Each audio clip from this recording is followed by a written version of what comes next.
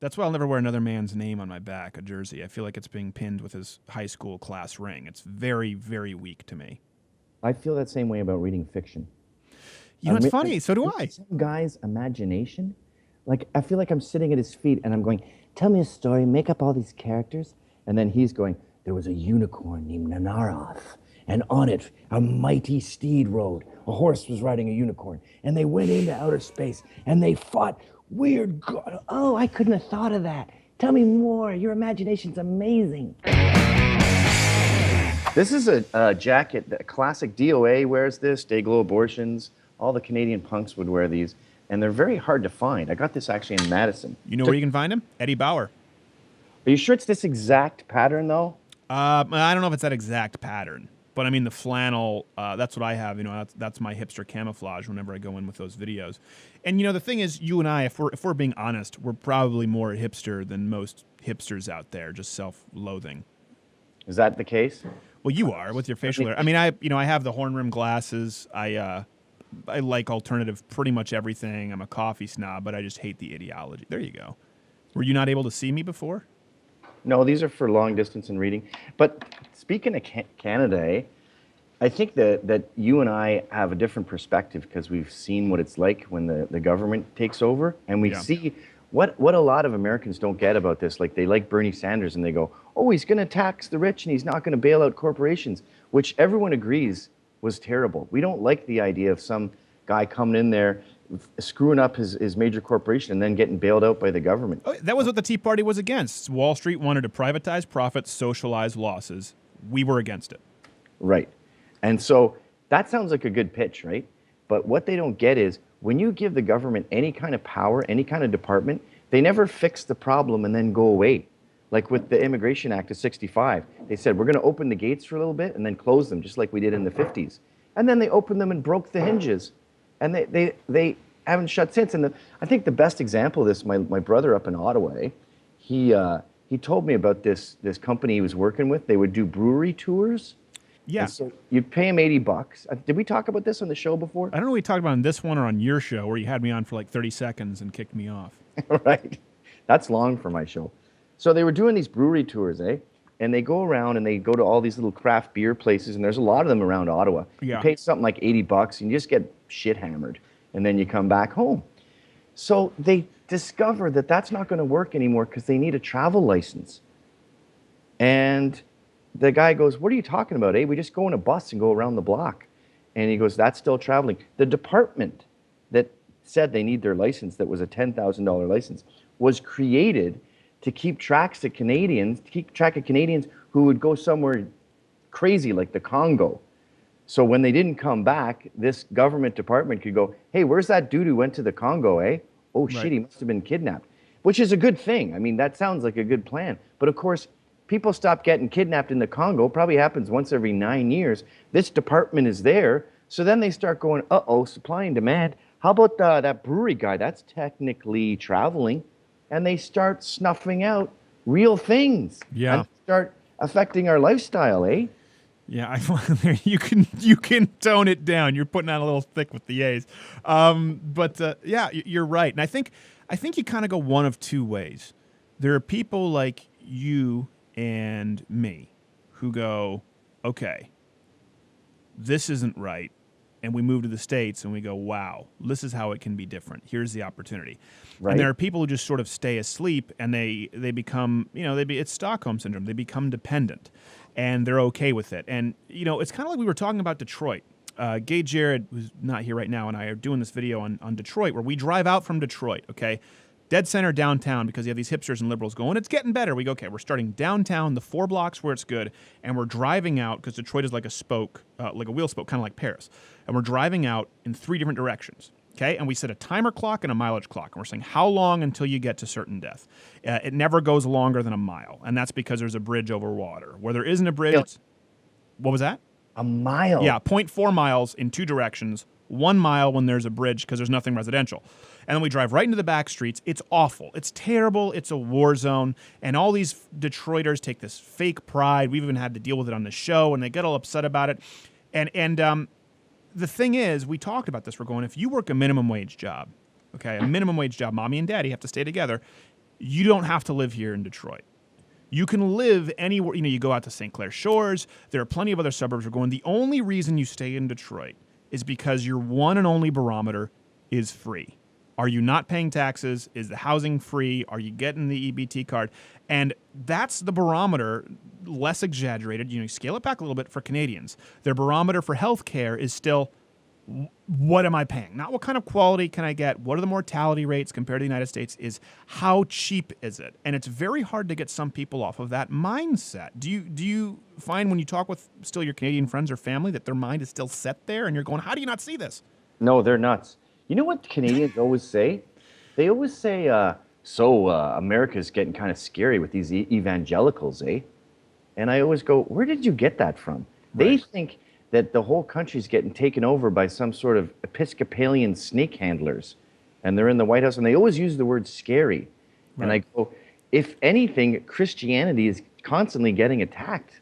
Well, first off, Episcopalian is Anglican in Canada. They're not the snake handlers. They're the ones who gay marry and all that stuff. I'm having fun with the language, eh?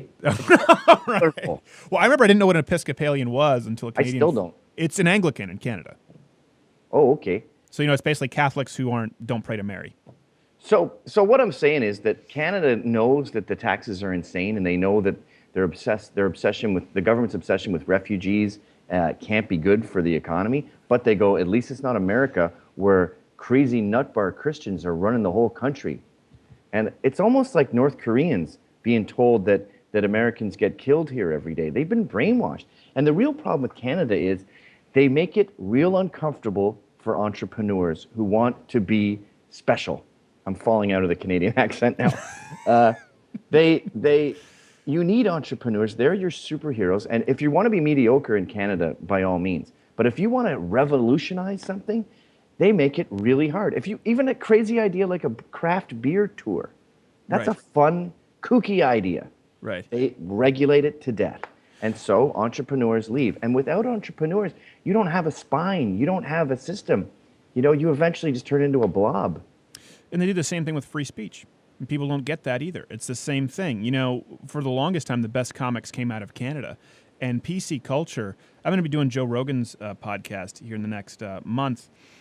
Are you going down to LA? Yeah. I have a few meetings there. But, I don't think, and there are certain times where people, for example, let's take someone like Joe, who's so immensely successful, who's so hilarious. He'll go, it's still comedy. It's still, you can say whatever you want. I'm going, hold on. For someone like you who has all this money, you can, because people come to see you. They know you. You're afforded that luxury. I'm talking about the kid at the open mic at the Laugh Factory, at the open mic, who says the word tranny, and people complain and threaten to sue the comedy club. And so even if the comedy club owner is totally pro-free speech, he's just not going to take the risk, and he's going to take another comic. When you have Amy Schumer pushing gun control aggressively, legislatively, when you have Sarah Silverman saying it's not that hard to get with the times. We had Harrison Greenbaum on here saying he wouldn't defend hate speech in comedy. I mean, I dealt with that in Canada. I was banned from a multicultural fair at a college because I offended Muslims. People don't understand that here in the States, and that's kind of one thing. You mentioned you did stand-up, and you don't do a lot of it. I still do it, not as much. I think people are seeing a changing here. You saw it with Nicole Arbour, right, where stand-up was the purest there was. The barrier to entry was only a booker. Now the internet is going to breed more of this free speech comedian because the only barrier to entry is, will an audience listen? And I think that's an interesting shift as far as entertainment and comedy. Yes, there's definitely the younger guys. I think what's happened is, and we saw this start with Seinfeld, the younger guys went, wait a minute, my bread and butter here is comedy, and if you cut out 50% of the jokes, I don't have a future.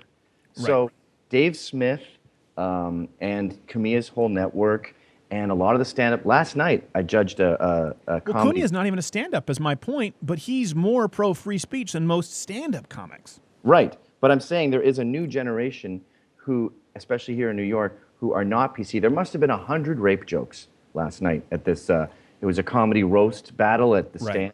And there was two Indian kids in the front, and every comedian who got up, including Rich Voss, said they were going to go build a bomb after this, a million terrorist jokes, all funny. And I just thought, there is hope here. But you know, one thing that, and Sarah's been screwed on this before, so I'm surprised she's crossed over to the dark side. But one thing you didn't mention that comedians risk is there's that kid, right, on open mic. He does a terrorist joke.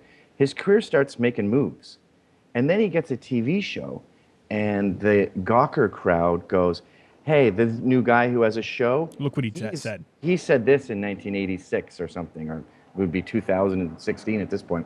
But then they lose the show. So Joe Rogan has his own pirate ship, as does Adam Carolla. Yeah. But what if Joe Rogan got Radio Days? Remember that show he was on with the dude from News Radio. News Radio. Great show. What if he got News Radio today?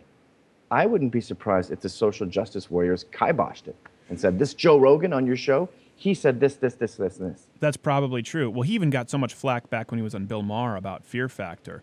And yeah, I mean, even though I don't agree with him on everything, I think, I have immense respect for the guy who's gone off and done it on his own. But, I had that conversation with funnily enough, Gary Sinise, who will be on the show here in the next coming months, where he was like, I'm out of the closet more as a conservative. And even then, he's more of a Bob Hope kind of support the military guy. So it's seen as relatively benign. But he even offered advice. He's like, if you're not at that level with the screw you money, I don't blame you keeping it quiet.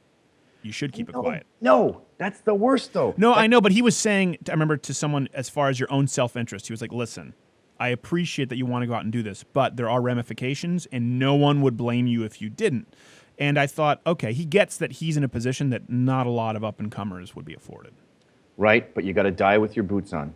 The only thing, as Horace Greeley said, the only thing that matters is character. And that's what you impart to your kids. That's your legacy. Not money, not a bunch of TV shows. It's character. And it's beholden upon us to go out there and be honest and speak our minds. We're not dogmatic. We don't have the sign that says God hates fags. It's not like a religion to have this. I just have these views that are part of my First Amendment, and I'm happy to discuss them and lose the debate. That's what's so great about Joe Rogan. He's not cast in any one die. He'll go out and lose an argument and change his mind about something. That's Carolla too, and Cumia. And Cumia. Cumia, I think he's changing on abortion right now as we speak. And that's the example I always use, because I get all this shit from these guys who say cuck-servative on Twitter and stuff. Oh, I hate that. I thought you were one of those guys who used it. It's usually from Trump people. It is usable occasionally. I hate it. I think it's silly. But no, it's been cheapened by, they get mad at dudes who marry non-whites or adopt blacks. And you go, you should be focused on liberals and... Well, they get mad at people who get married, period. Like, I'm still a huge advocate for marriage. It's the single greatest wealth creation tool, happiness creation tool. I don't know about you, but I wrote about this. I got called a cuck-servative, and it was a column called "Dear Weak Men, Be a Real Man and Stop Bad-Mouthing Your Wife." I don't know about you. Like, everyone complains or you have issues with your wife, but I don't relate to guys who are like, the old ball and chain. I love my wife. I love 99% about her, and she's made my life better. And I don't think that's manly either, to just bitch about your wife. You shouldn't run down your spouse in front of everyone else. And that was, conservative. You've been pussy whipped. And I'm like, you're missing it. I'm saying this is great, especially when you have a wife. I mean, you saw she was in the feminist video. She's pretty, and she tolerates my crap. I mean, I'm not going to find someone better, and I'm grateful. It's amazing how many guys use the term cuck, and it's inconceivable that they would ever cuckold anyone. It's like a bunch of paraplegics complaining about MMA fighters and how they have a weak left or something. But the thing there's a guy with no arms and legs, by the way, who fought MMA. You ever see that? No. He just like nubbles up, and you can't kick a downed opponent, so they're like, and they just kind of punch down at him. Yeah. No punching down. But this is what I always say to those guys who say hide and don't speak your mind and don't get the scarlet letter. We have to get the scarlet letter if the scarlet letter is ever going to be diluted. We have to do to the stigma of not being liberal what liberals have done to rape. We have to destroy its meaning. And the example I always use is Lenore Skenazy, right? She found out she discovered that you're not allowed to let your kids roam free when they're 8 or 9, 10, 11, 12 in the city.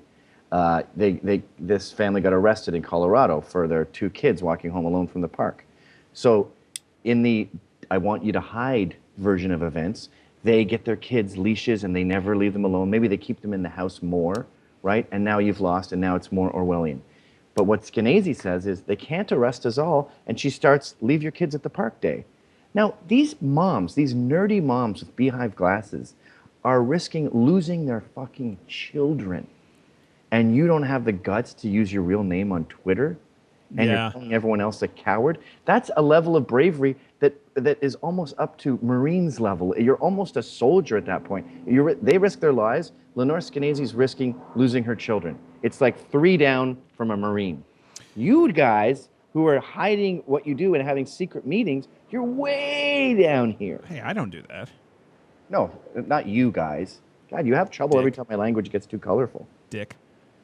But now that hurt. You see? Now that was a real pain you That gave hurt a little bit. when Hey, I didn't go to hurt you. that actually reminds me when you said, they can't arrest us all. I remember there was a fight, and here's the other ramification that some people don't understand. There was a fight at my high school Centennial, and everyone's kind of sitting there watching the fight. And I never would just sit by and watch bullying. But if it was mutual combat, I was like, okay, let this happen. That's my general kind of rule on it. And I remember these kids were like, okay, they were engaging in mutual combat, so this fight circle, and it was back and forth. And then the principal and the VP, I remember they ran in. And so I was the one to yell out, "Run! They can't catch us all!" And they caught me. So they didn't catch everyone, they just caught me. So I've always kind of been that person, and I usually end up being the one left holding the bag. I get the sense that you're that guy too. Hey, look, Yeah. your wife's behind you. And you're on TV, honey. They always say, "Oh, we don't all have fuck you money to sit back on and we can risk losing our job." I made that fuck you money saying what I wanted to say. I didn't work at Merrill Lynch and then get a $200 million buyout because my daddy bought it for me. All that FU money, and it's not just Vice, it's several other companies. Rooster we sold, Cardinal, the restaurant, Swarm. I've sold a ton of companies. I didn't know you had FU money. I do. Oh, good for you. And I want more. Bernie's going to take it. So the fact that I have this FU money is actually more evidence that you should say what you want. Because I never changed. I've always been talking this my whole life. Yeah, but I will say, it is.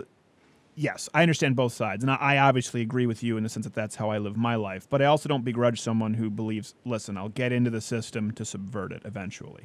I frown upon that, but I get it. Right. But the fact that those same guys are arrogant about it and calling other cowards, that just blows my mind. Yeah, that's true. Well, you're talking about the cuck And anyone who does that, anyone who's anonymous. It's like yelling out in the crowd, you suck at the baseball player. And he's like, I'm playing professional baseball, dude. What do you do? Right. Yeah, that's why I'll never wear another man's name on my back, a jersey. I feel like it's being pinned with his high school class ring. It's very, very weak to me. I feel that same way about reading fiction. It's funny. So do I. Some guy's imagination, like I feel like I'm sitting at his feet and I'm going, tell me a story, make up all these characters. And then he's going, there was a unicorn named Nanaroth, and on it a mighty steed rode. A horse was riding a unicorn, and they went into outer space and they fought weird. Oh, I couldn't have thought of that. Tell me more. Your imagination's amazing. Yeah, I agree. That's why I don't like Star Trek. Yeah. And I'm afraid I feel that way about sports. I feel that way except for, and then we'll let you go, and I want to talk to you off there, but I feel that way about most sports except for mixed martial arts, and here's why. If you're watching a football game, if you're watching a basketball game, and a fight breaks out in the stands, the cameras will stop videotaping that game to videotape the fight, and that is the highlight that night. Same thing with hockey, right? To me, a punch to the face, a physical altercation, kind of like stand-up or now YouTube comedy, it's as pure as you can get without killing each other. So I think that's intrinsically interesting. Putting a ball in a hoop just isn't interesting to me. Well, all sports, and I feel bad saying this, and maybe because I moved around so much as a kid, we never really had roots to get into a team, but watching men play a game, what are you, Stephen Hawking? Are you an invalid? Go out and play football. Or you're a male cheerleader. But donating all of your time to watching someone else do something, it just seems so voyeuristic. I know. You know what's funny? My dad, played hockey at U of M, and he was actually scouted back then with the Rangers to go to kind of like their combine thing. They weren't drafting American players, only Canadian players, and Americans had to prove themselves. And he was actually working at Dean Witter, Wall Street firm, actually Pursuit of Happiness. So he was making money and hockey players. So he didn't end up doing it. My dad will never say this, because this will go back full circle before we end my dad and the sex talk. He's not a guy who is braggadocious at all. He was fantastic at hockey. When he played in a house league in Montreal, it was no contact at that point because it was like a senior league. He was a leading scorer, but he also had more time in a penalty box than the number 2 and 3 guys combined. So he was a leading scorer with a fraction of the time on the ice. He never pushed me into sports that I didn't want to do. It was very rare that I saw him watch a hockey game. And he just said, I did it. He said, I did it. I don't need to live it anymore. I'll check the sports page every now and then to see if the Red Wings are doing okay. But he's like, I don't need to spend that much time. I'd rather spend it with you. I mean, maybe, look, I don't know about sports, but maybe we're getting into a culture where leaders are frowned upon, entrepreneurs aren't seen as cool, and it's not good for the fabric of society. People should want to be leaders. They shouldn't want to be a fan. Yeah. He says as he wears a Canadiens toque. I don't think I've ever watched a Canadiens game. I got to say, these millennials with their wool hats on, it is boiling wearing those things. How do they do it all summer? I blame Enrique Iglesias. I will to leave you to go back on my dad and the sex thing. To give you an idea, he is what you would consider an evangelical Christian. He wasn't when he married my mom. He wasn't when he had us. I remember watching him when I was getting headshots done. And, again, I started as an actor when I was 12. And there was a guy, I won't use his name, but I remember him. He was kind of in a rush. And I goes, oh, what are you in a rush for? He goes, well, it's our 5-year anniversary. This is a guy who went to our church. There's a 5-year anniversary, so my wife and I are going up north to have to Quebec City, and we're going to stay at a hotel and stuff. And my dad said, oh, 5-year anniversary. Evangelical Christian, my dad. He said, oh, well, if you're lucky, you might even leave the hotel room. Kind of one of those corny jokes. And this, sorry, I almost used his name. The guy goes, well, we've been married for 5 years, so not so much of that. You know how it is. And my dad, evangelical Christian, looks at him right in the eye, and he goes, no, I don't. And just let the seconds tick away. Good. And he turned to me as a kid. He goes, Steven, don't ever be like that. I said, well, what do you mean? He goes, listen, I've talked about waiting until you're married to have sex. He goes, your honeymoon, okay? He goes, is for Olympic sex. He goes, okay, anything that you want to include, go nuts. It's going to be a blast. And then he would go, but here's why I think you should wait until you're married. And Daddy didn't do it the right way. That kind of thing. So he was very open about it. That kind of sums up who he is. And he's still, I mean, if you can find videos of him, he's a grappling champion, just buff. I had a great example with a guy like him. And that's who I've always sort of wanted to emulate, because he was a guy with standards, but a guy who was still realistic. Yeah, you see, he imparted character onto you. That's what's important. That's why you have to be who you are. As Roger Ailes says, you are the message. You have to be who you are, and that makes you unstoppable. As soon as you start kowtowing to the Orwellian rules of PC, you cease to be a human being. And if you're not a human being, you certainly can't be a dad. Well, I never met Roger Ailes. I only heard that he didn't think I was funny. Gavin McInnes, we will get this up on your channel, and go watch the full interview at LouderWithCrowder. Gavin, thank you for being here, sir. Stay on for after the podcast. Thank you for watching this video and taking a break from salacious internet pornography. We know it may be by accident, but we appreciate it anyway. And you can watch one of these other free videos, or click subscribe by punching my face with your mouse. That's kind of fun. Or punching the subscribe button, where we've actually written it out for you. It's all free, but there probably aren't going to be any breastises.